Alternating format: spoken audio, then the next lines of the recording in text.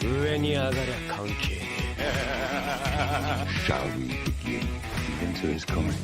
I can do this all day. Tear down this wall. 行くぞ。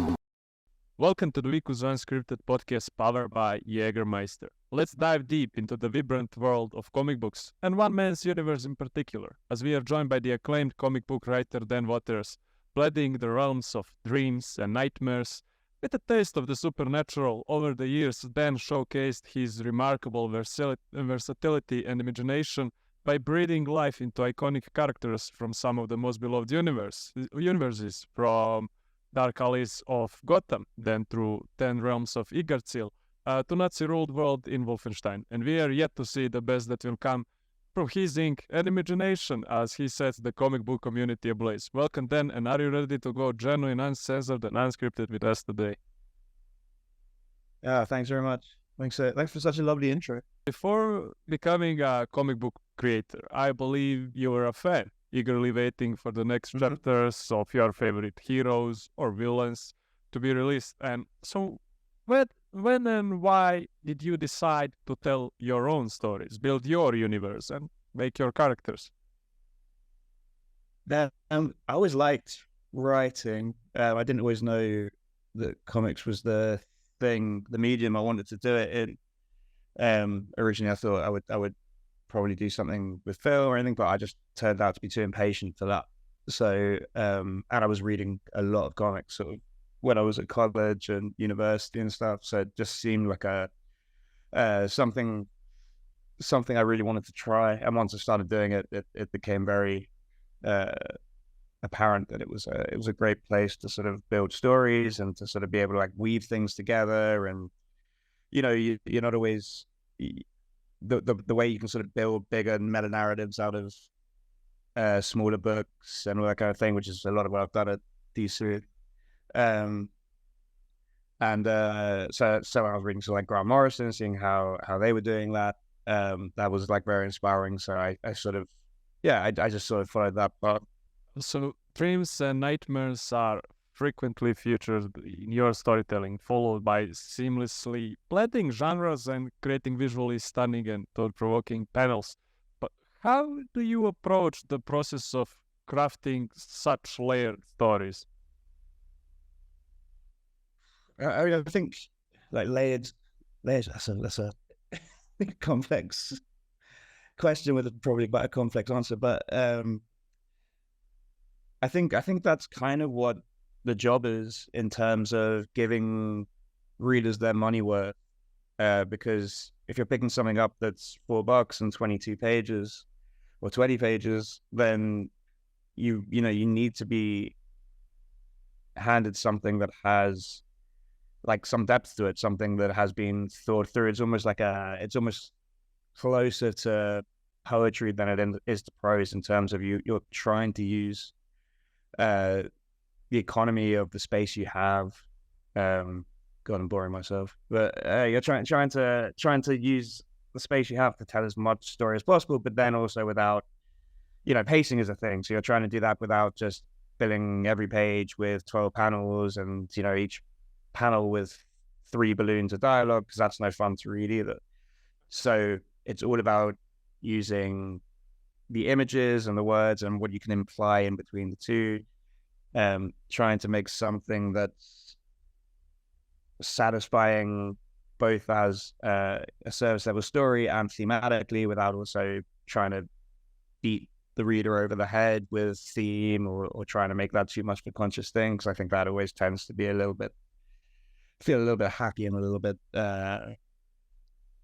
sentimental usually. All right. Yeah, I mean, you should. I like to read things that they have theme, but they need to be, for me to enjoy a little bit. There's need to be a little subtlety in them. Do you agree that should be kind of a goal, that we shouldn't make things that were so obvious, so to speak? Yeah, definitely. I mean, I have a sort of like bugbear with storytelling that I feel is a little too like didactic. Like it's a little bit too much like a sort of you can Like, always sure. sort of feel when a writer sets out with like, okay, I'm going to tell you how the world works, because I don't think any of us know that well, and for us to talk about anything with that kind of confidence, or anything that we can talk about with that kind of confidence, it tends to be where it's like, well, okay, but your reader probably knows that too. You're not telling them anything new, or you're not exploring anything new. So theme in that kind of way, um, it's always something that it's not something that should be entirely unconscious, because that can also just be a cop out of you don't bother to like find one, or you don't bother to like look for one. But it should be something that sort of reveals itself to you when you're crafting something. And also, you shouldn't necessarily go in with knowing exactly how that's going to play out. Like, not that you shouldn't know the end of your story, because I think it's important to have like a solid understanding of where you're sort of headed with something. But it should, there should be wiggle room, and it should also not always play out the way that, not that you quote unquote want it to as a storyteller, because you are in control of that, but it's not always just about saying like, this is how I think the world works. It's more about, this is how I feel the world is, if that makes sense. Yeah, it makes.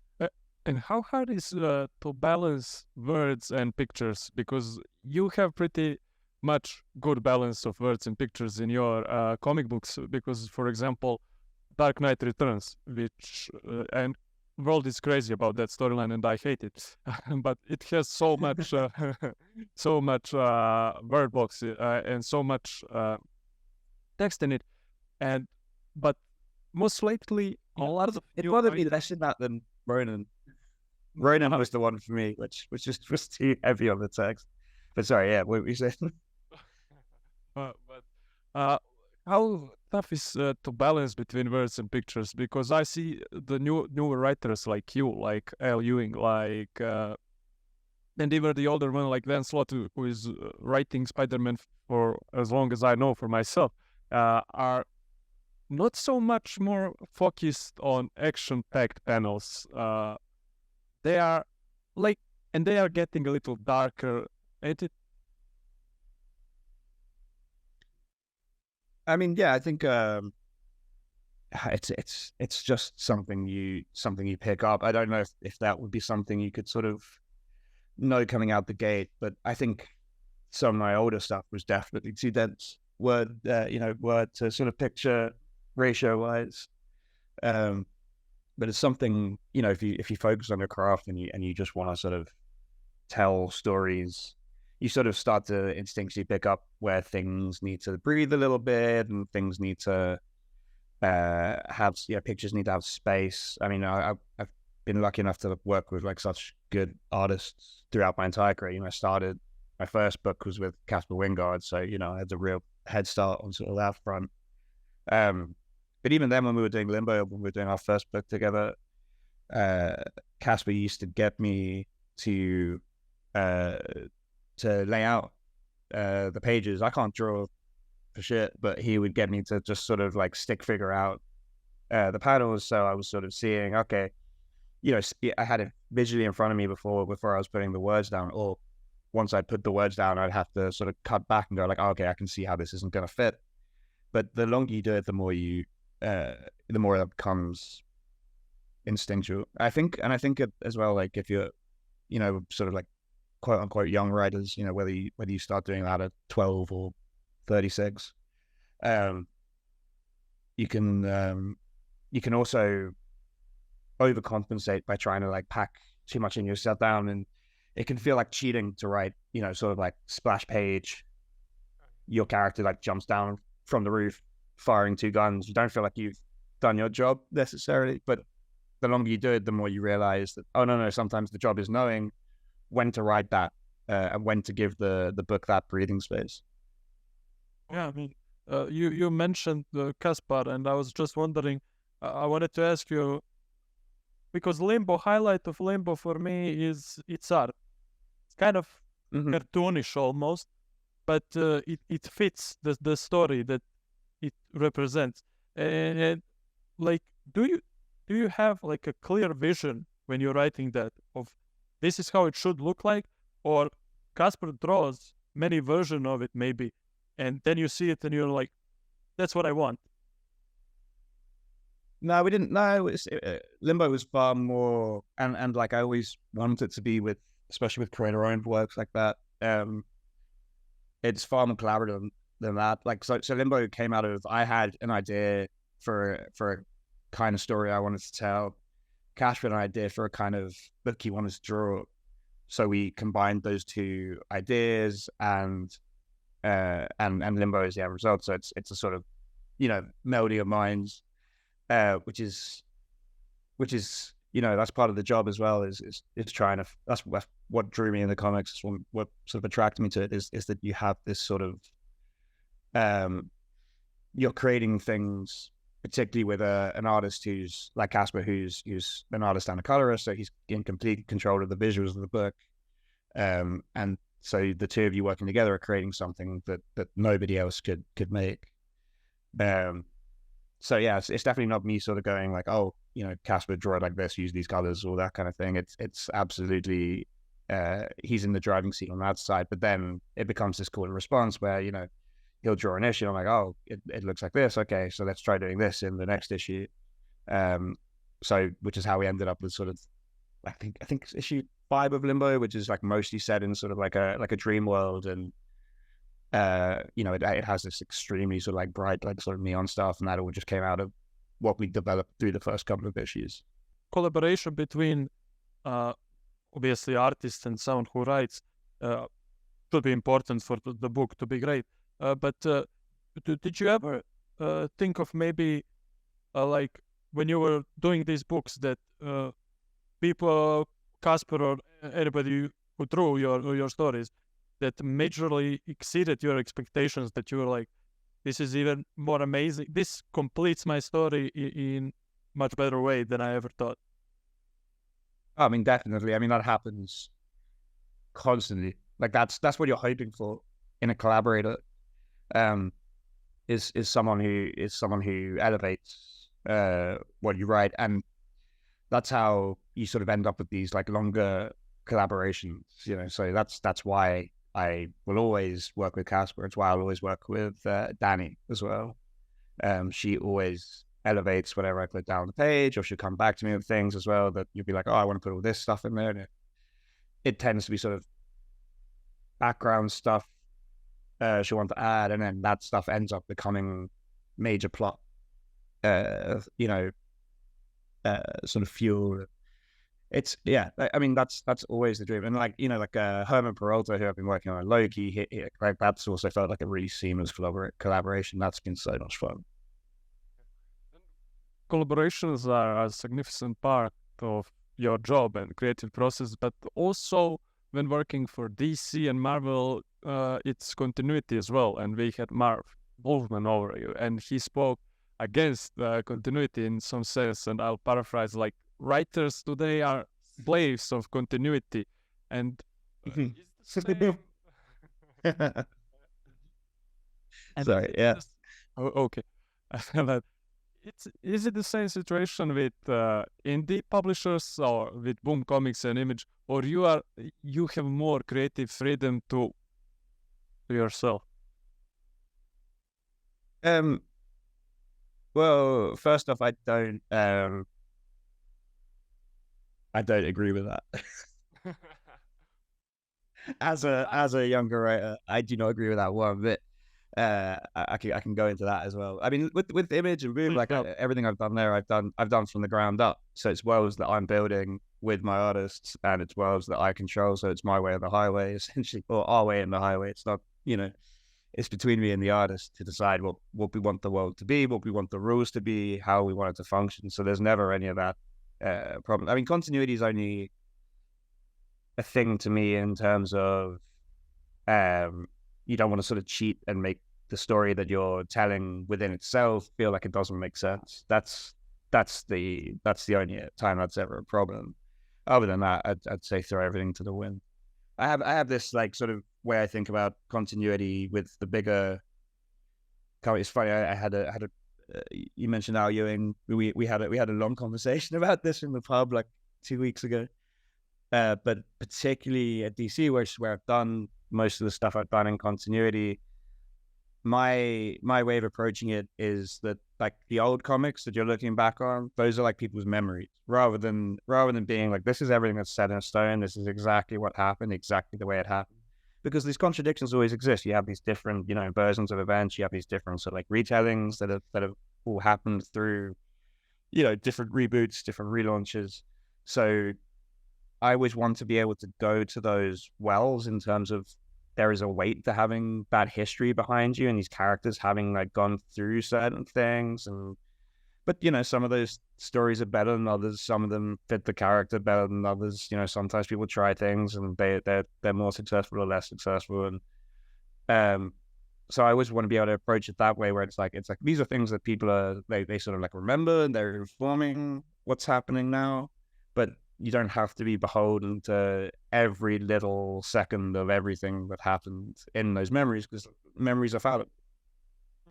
Yeah, but I mean, Marv was speaking in also in a way that it's complicated for new readers to start reading comics in some way, because like maybe it's also a fault of comic book community, because when somebody asks you, should I read this comic? You say, but before you have to read this and this and this issue and this storyline for you to understand that. People are put off by that. And he said, every comic is someone's first comic. So, it has some sense from that perspective, I think. Yeah, and it's... Yeah, I mean, I agree with that more. So, like, I definitely agree with that in terms of every comic is its own unit of storytelling, and it should be able to stand as that. So I don't know that you need to like. It's also, I'm also not saying I don't care about anything that came before, and we should abandon that all every issue one. Particularly working on those universes, the joy of a lot of it is the continuity and the sort of like things that came before. But we don't have to do it in a way where this book only makes sense, or like it only, one thing that will always bug me is when you get a cliffhanger where it's just like this character shows up and it's like, I am this person, and you're like, I don't know who you are. Like, this means nothing because there's no weight within the story itself. It has not been established like why this person matters, why this person carries weight. So everything within the story itself, as long as everything within the story itself carries weight, as long as it matters to what's happening on the page, then I don't think it should ever really be a problem. So maybe it's sometimes just down to how the storytelling itself is approached. And I think there are always ways around it. Because I also think, I do sometimes wonder if it's also a thing of that people are now getting very used to being able to consume something in its entirety, whereas that didn't used to be such a thing. I used to like, the sort of first comics I ever picked up were just random issues of like Peter David's Hulk, or like Boozy X Iron Man and stuff like that, and I didn't know what had happened before. I didn't know what had been established with these characters, but I loved them, and I read these like single issues, like back to front and front to back, and 1,000 times over. I remember like reading Claremont Miller's Wolverine for the first time, and then it's a very sort of grounded, quote unquote grounded. Like it's daft, but it's great, and but the last page is the only place you see the X-Men, and there's suddenly like Nightcrawler's there, and I was like, why is there a blue demon just like on the last page of this book, which has just been about like people the whole way through? It's just been about like samurai and ninja like fighting each other. But that was never a problem. I liked that. It felt like there was this stuff sort of behind it, and there were other places to explore. It didn't feel like, oh, you have to go back and read every issue of X-Men in order to like understand where this blue guy's come from. Yeah, it's also brilliant to create such a web which connects all storylines from minor characters to major ones. Like I probably believe that your Loki will be part of major crossover event in the Marvel. But on the other hand, you, for writers, artists, creators like yourself, maybe continuity in some sense, because if you have such strict schedule, like we need this issue every week or every month, and we need to have crossover. Even if you don't have valuable story, then that's bad thing. Like, because Marvel comics were in crisis one time with Civil War 2 and all those remakes. They were just made to be made, not because story demanded them to be there. Yeah, I can't say I've read that stuff, but yeah, I don't know. I think it's all about trying to make every unit of story matter. And it's like I also don't like the idea of. I never quite like the idea of like, this bit of story is important, this bit of story isn't. I think sometimes when that's approached as a criticism, really what people mean is that this bit of story didn't feel like it like moved forward in itself, which is a different thing to it trying to move forward. Every bit of story trying to move forward an entire chunk of universe. Maybe it just didn't move forward that characters, that journey, that you didn't feel the sort of like any sort of growth, any sort of movement, any sort of thesis being sort of like planted there, which I think is all that should ever matter. It could be as big or as small as possible. You can tell a story about someone like getting up and eating breakfast, and it can be absolutely gripping and absolutely worthwhile if you do it right, and if the sort of right things are happening. So it's and the pitfall on the other end of that is that everything becomes cosmic and everything becomes universe changing at all times, and if that keeps happening, then it doesn't feel like it matters. The breakfast story can feel more important. There are no rules but one. Drink Jägermeister at minus 18 degrees Celsius. You had an opportunity, another maybe, to work with the most iconic characters like Batman, as well to expand less known universes or create something completely new, like in maybe the seasons have teeth. And how do you approach those characters? Which is more demanding, to balance existing mythos, which we spoke a little bit like memories in some sense, more balance them with your vision, or to start from scratch? I mean, starting from scratch is definitely more challenging because you have to establish everything yourself. You have to build the whole world. It's kind of like what I was saying before. You have to, you have to sort of like decide the rules, and you have to stick to them. And I think there's also like an element to doing the sort of particularly working on like superhero universes where you've already got a lot of like sort of leeway and a lot of slack in terms of the audience is already kind of on board with the fact that you're in a world where an alien from Krypton can fly because of the yellow sun, and also Zatanna is there and she can do magic because she speaks backwards, and all of these sort of things already coexist. They're already established, and you're sort of just like away. You can just go with it. You don't need to sort of make sense of it. You don't need to explain it. The reader's already on board. And again, the continuity gives you so much sort of like raw clay to work with. These characters are already established, so that's always going to be a simpler starting point. Not simpler, but you're handed so much already. There's already so much sort of to play with.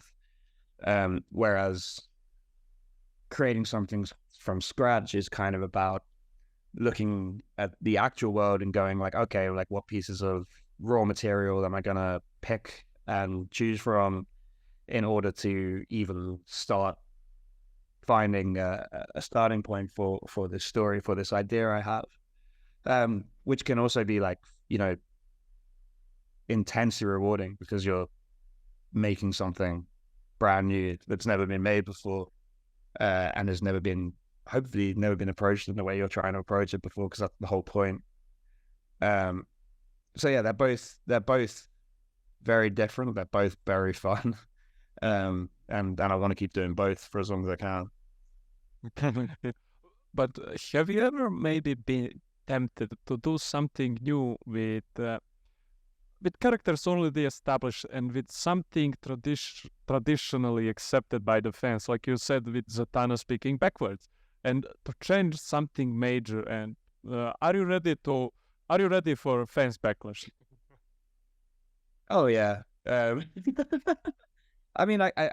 guess like the thing that probably springs to mind is what Danny and I did with Ten-Eyed Man in Arkham City, where we sort of rebuilt that character from scratch in a way that we had a lot of fun with, and kind of felt like we were dragging him into our world rather than he was dragging us into his. So I'm always excited to do stuff like that. I'm never trying to sort of break things in a way, just for the sake of it, or just to sort of be a brat about it. But it is fun to sort of take something established, or especially something that maybe doesn't work as well in some storytelling capacity. So like Azrael, like we changed him quite a bit. I sort of sort of established some new things, built a whole load of new backstory, and tied him to parts of the DC universe that he hadn't been tied to before. Like we built in this whole sort of like New Gods connection, and sort of tried to make sense of some stuff which didn't quite make sense to me about the character before, in terms of how he was able to do certain things and sort of build advanced technology from being hypnotized as a child. So that stuff, is sort of about trying to add some more depth and sort of like, piece together, add your piece to the sort of tapestry. But yeah, I'm always more worried about telling a good story than I am about whatever kind of like backlash I'm gonna get. Well, what's a good story? Can you give me example of your good comic book that you read, maybe as a young person, or your personal favorite comic books that you would describe as this is a good story? Oh God. Saga of the Swamp Thing would be the first one that comes to mind, in terms of it being, a series of, small stories that just cascade into, and every single one of them feels brilliant, and it just cascades into this, big thing. I still haven't. Great Darkness. Oh, that's a gap that you should treat yourself to filling. It is it's probably the reason I do this.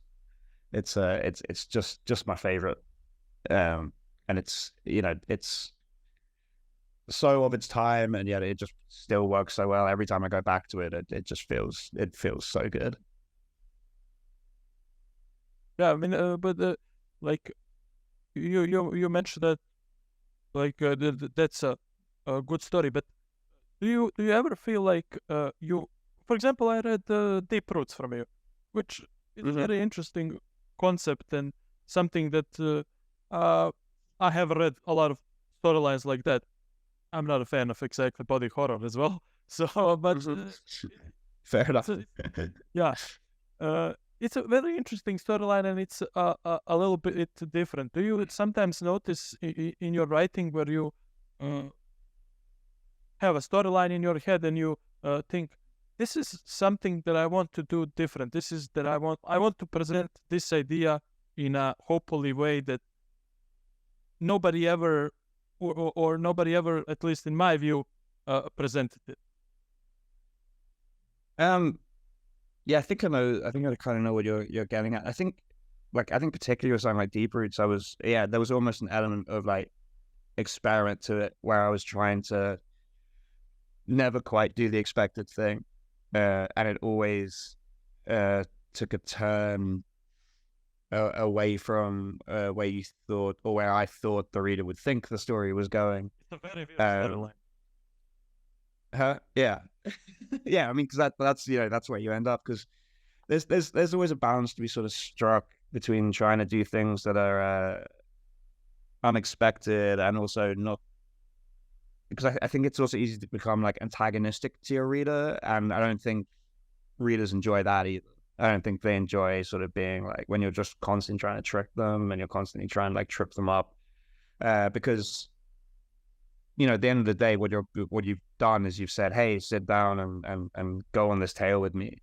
So if it then feels like you're just trying to undermine them and never sort of let them find their feet, then I think that can be frustrating, and it can start to feel a little bit flat. Whereas like, letting the reader get their feet onto them and then pulling the rug out is a lot more fun and a lot harder to do. So I think that's that's the balance you're always kind of trying to strike. Because we're creatures of pattern recognition as well. We want to sort of pick up patterns. It's satisfying. It's the way our brains are designed to sort of like learn and process the world. So if you don't give those patterns, if you don't give that structure, then you're kind of not providing something that feels like a satisfying story, I think, generally. And also like it can also just be an excuse to like not learn your craft. So I'm always a little bit like tentative of stuff that like like a lot of stuff that gets described as sort of like Lynchian and stuff. I'm saying like, is it Lynchian because it's doing something interesting the way he does, or is it Lynchian because you didn't bother to study structure and you didn't like go back over your story to make sure that everything sort of fit and everything made sense and everything felt satisfying? And part of your pattern is symbolism and metaphors. They can be labeled as your trademarks in your work. For example, I already mentioned the seasons have teeth, one of your new storylines, which is the symbolism and metaphor in the name itself. And all we know so far, the world used to be a normal place. Now it's a dystopian reality.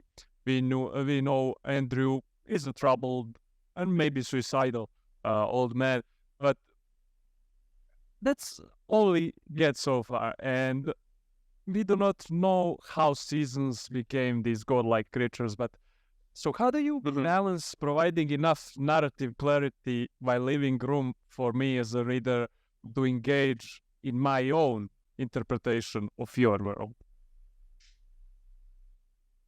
I mean, we'll see. We'll see if I've managed it. Like the book's got 2 issues to go. I don't know. I think yeah, like metaphor, is a big thing in a story like that, which is the story's not about 4 big monsters. The story is about this, man full of regrets looking back at his life and trying to figure out how he's gotten where he's gotten, whether it was all worth it, and whether he can sort of pick up the pieces of it all and make it all feel worthwhile.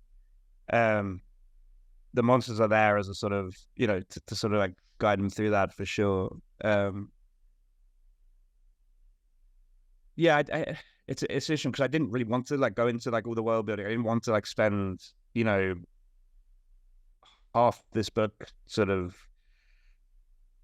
going into sort of, fantasy elements, or like there being like some wizard who like, changed the seasons into monsters or anything like that. It's just not what I was interested in this story. So I think it's hopefully always just about that. It's just about if you find something that's interesting enough to keep you going, to keep you like, engaged in the story, then hopefully it is for the reader as well. And you got your hands on Loki in Marvel, and how do you see this character? Because we saw many people write about him either in Thor storylines or either Daniel did this last installment of Loki, 4 chapters, right? And how do you see him between these villainous deeds and heroic acts, always dancing between them? What are you aiming to show us from Loki this time? Well, we have to wait till it's done to like know where we're going. But I think Loki is the most fun. It's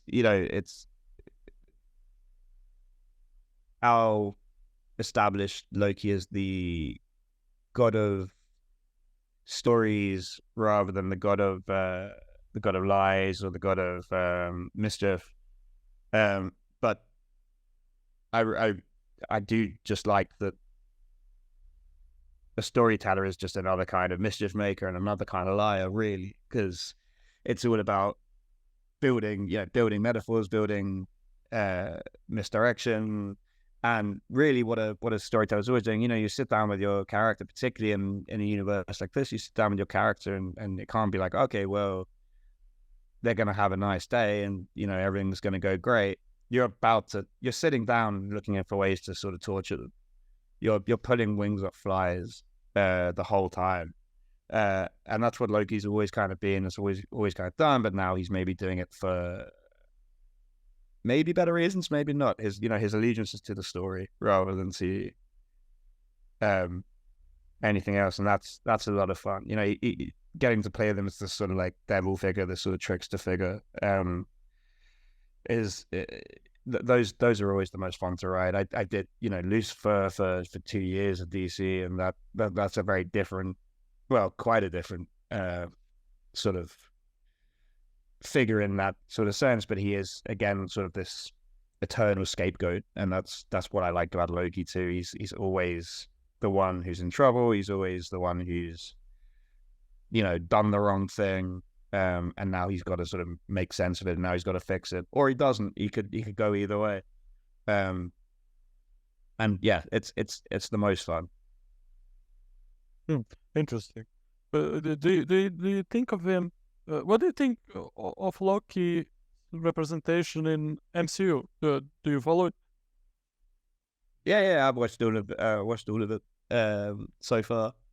Yeah, no, I think it's great. It's the show was very good. It did feel like a sort of strange take on Doctor Who, which I've always sort of enjoyed as sort of just that show in itself is just an engine for stories, which is why it's gone so long. So I hope that's where they're sort of going with that show as well. Is it's you just have this opportunity to tell all kinds of stories and build all kinds of different narratives around this character, and including this character that don't necessarily always have to be centered on him.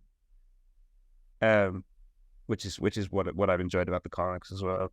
Journey into mystery and things like that, where it was always Loki is the sort of lead, but I'm talking particularly about Kieran Gillen's run. He was always the lead, but he didn't necessarily need to always be the center of attention.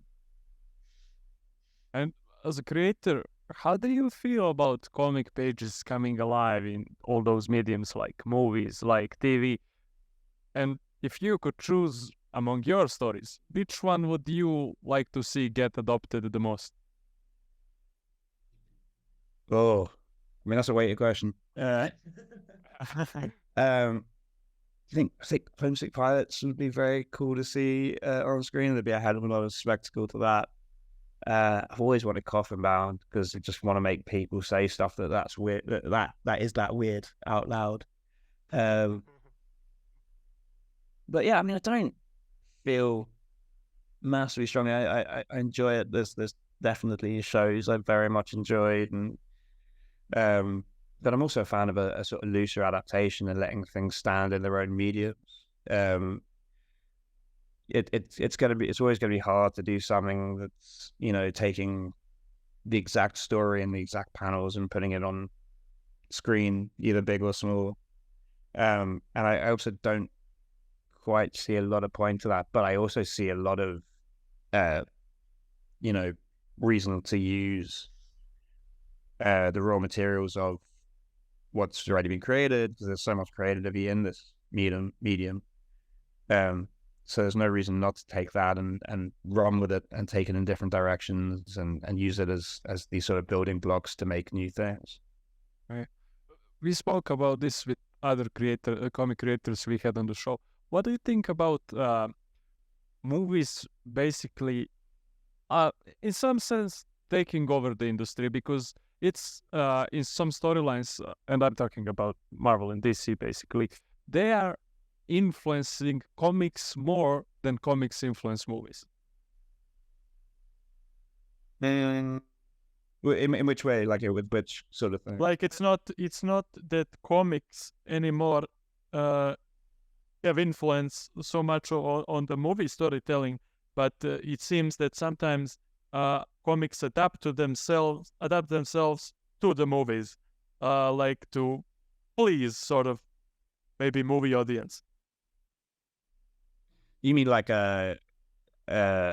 sort of changing Yes. things in the comics so they're close to the movies and things Yes, like that? yeah.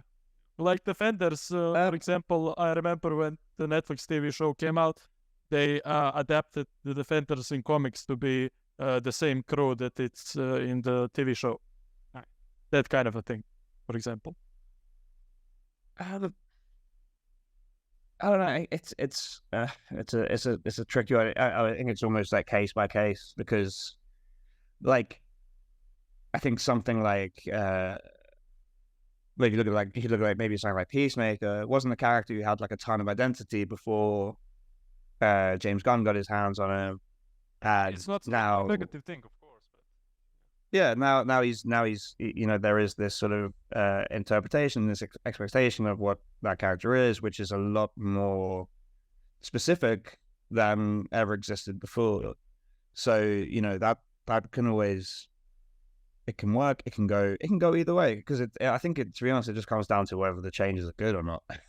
So like if it's been done well and if it's worthwhile, if it's been well thought out on screen, then I don't see why not. I'm not precious about it in either way. Whatever's going to make the story better. Right. And let me ask you this: if you could choose, because you worked with various artists, publishing houses, and with various characters, heroes, and similar, which character would you like to write? And with whom would you maybe like to work in the industry?